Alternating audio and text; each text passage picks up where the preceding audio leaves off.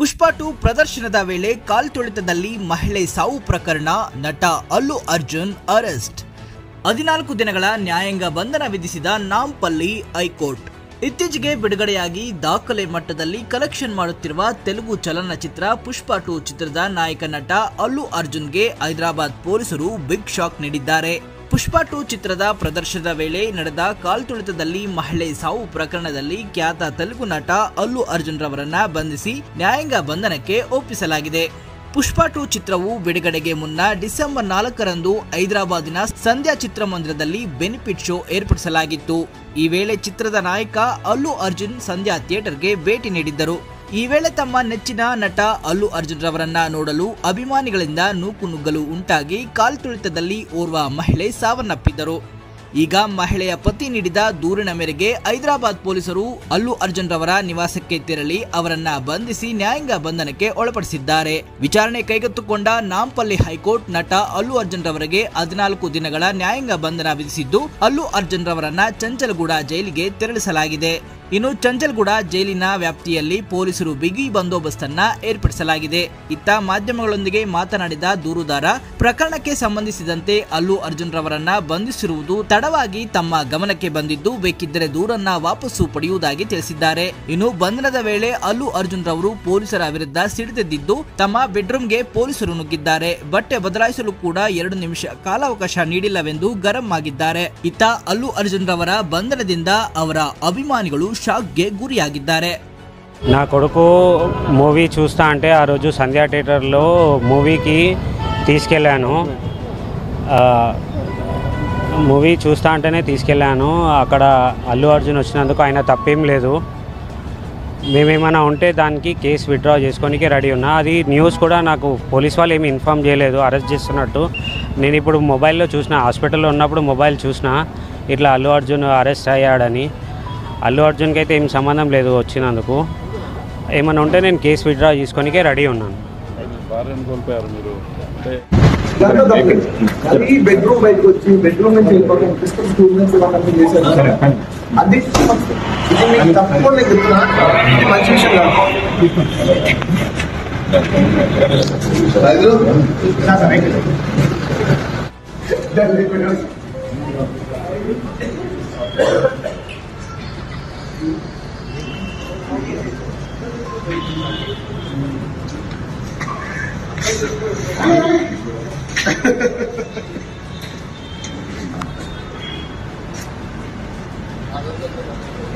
నా ప్రాబ్లం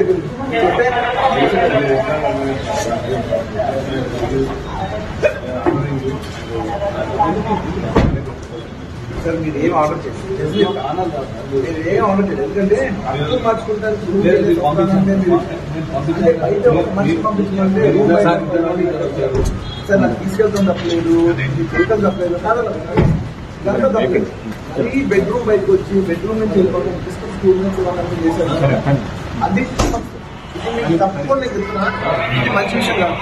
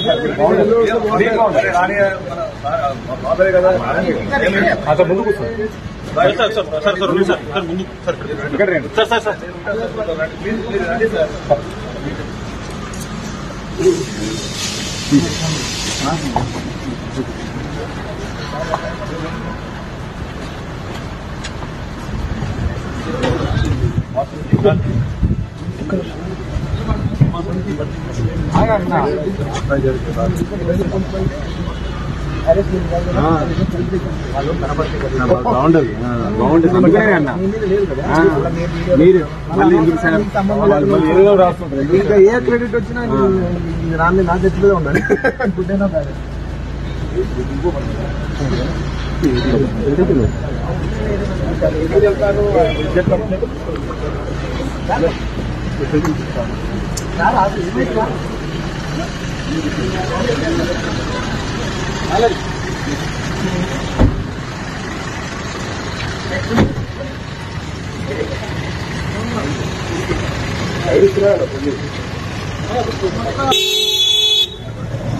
పాట పడుతుంది.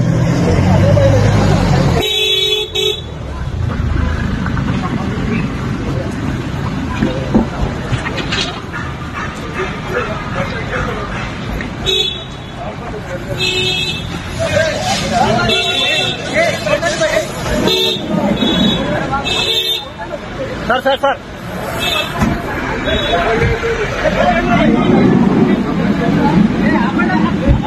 Sir sir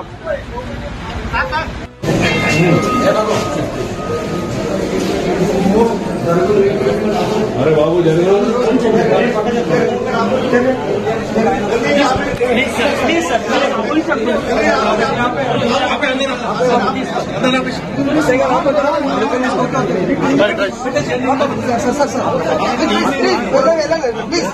sir